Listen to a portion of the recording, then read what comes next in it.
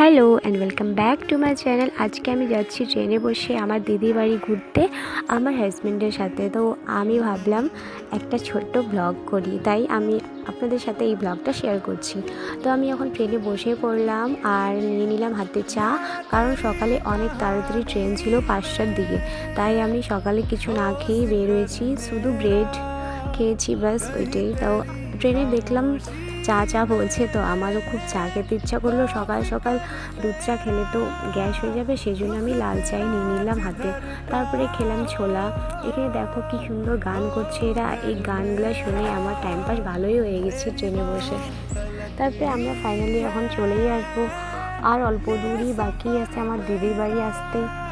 আমার husband video করা একদমই পছন্দ করে না, সেজন্যই ও নিজেকে ফেস করতেই চায় না ক্যামেরার সামনে। আমাকেও মানা করে, বাট খুবই ভালো লাগে ভিডিও করতে, আর আমি ওকে মানিয়ে নিয়েছি এইসব করার জন্য। তো ও রাজি হয়ে গেছে, বলছে ঠিক আছে তুমি করো, বাট আমাকে দেখাবে না।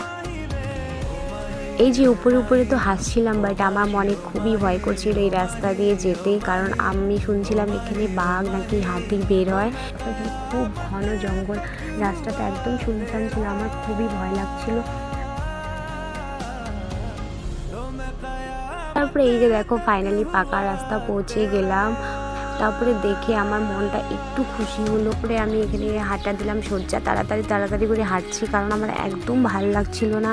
ভাবছিলাম কখন বাড়িতে যাব, দিদি কখন রেস্ট করব। তারপরে দেখো এখানে বাঁশের ছোট্ট পুল ছিল, খুবই সুন্দর দেখতে, ভিউটাও খুব সুন্দর লাগছিল। তাই আমার হাজব্যান্ডকে বললাম আমি এখানে আমাকে ফটো তুলে দাও। তারপরে আমরা এখানে ফটো তোলার পরে তারপরে এই দেখো দিদির বাড়িতে চলেও এলাম। সরি, আমি দিদির বাড়িতে প্রথমে ঢোকার সময় আমাকে ভিডিওটা করা উচিত ছিল, বাট আমি করতে পারি নাই, সেজন্য আমি ঘরের ভিতর থেকেই তোমাদেরকে দেখাচ্ছি। তারপরে এখানে গরম গরম রুটি তরকারি নিয়ে এলো দিদি, আমাদেরকে খাওয়ার জন্য দিল। তারপরে আমার সেই খিদা পেয়ে গেছিলো, তারপরে আমি ধবাধম রুটি তরকারি খেয়েও নিলাম। তারপরে এখন আমার হাজব্যান্ড যাচ্ছে স্নান করতে। তো চলো আমি আপনাদেরকে দেখিয়ে দিই দিদির এখানে কূপটা। আমি তো ভীষণ এক্সাইটেড, কারণ আমাদের ওদিকে এরকম কূপ আমি দেখি নেই, এই যে প্রথম দেখলাম এখন কূপটা, আমার খুবই ভালো লাগতেছে দেখে। তারপরে কূপে স্নান টান করার পরে আমরা আবার চলে এলাম পাহাড়ের দিকে ঘুরতে।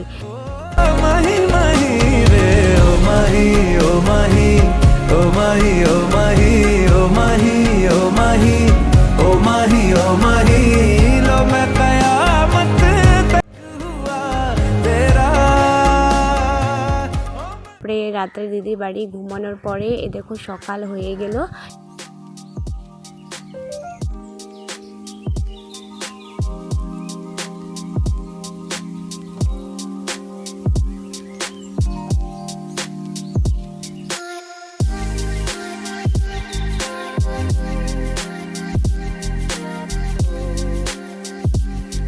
ব্লগার গাইজ প্লিজ আমাকে সাপোর্ট করো, আর ভিডিওটা ভালো লাগলে লাইক করো, কমেন্ট অবশ্যই করবা, কারণ তাহলে আমি বুঝতে পারবো আমার ভিডিওতে কোথায় ভুল হচ্ছে কোথায় না।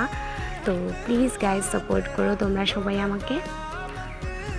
তারপরে এখানে দেখো ঝাড় দিচ্ছিল আর আমি ভিউটা দেখতেছিলাম, খুবই ভালো লাগতেছিলো। সকালের ভিউটা এদিকে খুবই সুন্দর দেখা যায়। অ্যাকচুয়ালি এটা পাহাড়, তো পাহাড়টাকে কেটে কেটে বাড়ি বানানো হয়েছে এখানে, সেই জন্য খুবই সুন্দর দেখা যায়।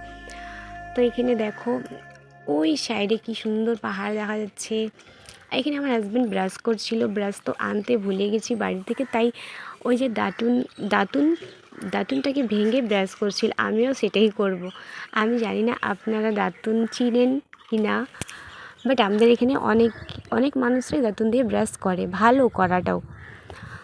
তারপরে এখানে আমার ভাগ্নি হাই করছিল আমাকে আর ঝাড়ু দেখাচ্ছিল।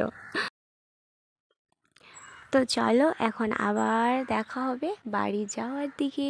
তো এখানে আমিও দাঁতুন করে নিচ্ছিলাম, কারণ লেট হয়ে যাচ্ছিলো, ট্রেনের টাইম হয়ে যাচ্ছিলো, কারণ আমাদের ট্রেন ছিল সকাল 8টার দিকে। তো ভাবো গাইস, এখানের লোকগুলা খুবই সকালে অনেক তাড়াতাড়ি উঠে, ওদের বাগানেও যেতে হয় কাজ করতে, ওদের বাগান কাজ থাকে, তাই তো ওদের বাগানে যেতে হয় 7টার দিকে। তো ভাবো ওরা 4টার দিকে সকালে উঠে, 4টার দিকে সকালে উঠে সব রান্না টান্না করে কমপ্লিট করে তারপরে বাগানের দিকে যায়। আমি তো শুনে অবাক হয়ে গেলাম, কারণ আমি বাড়িতে এত সকালে উঠি না কোনো দিন। এখানে দিদি রুটি ভাজছিল আর আমাকে বলছিল তাড়াতাড়ি তুই মুখ ধুয়ে নে, নালে লেট হয়ে যাবে যাওয়ার সময়। তারপরে আমি মুখ ধুয়ে নিলাম। তারপরে দেখো ভাগনা আমাদেরকে ছেড়েও দিল, স্টেশনে। তারপরে আমার হাতে টিকিট নিয়ে নিলাম, টিকিট কেটে ফেলছিলাম, আমরা ট্রেনের টাইম হয়ে গেছে অলরেডি। তারপরে এখন দেখো ট্রেন চলেও এলো আর আমরা এখন ট্রেনে উঠে পড়লাম। তো ফাইনালি বাড়িতে চলেও এলাম। আজকের জন্য বাস এতই। তো সবাই ভালো থেকো, টাটা বাই।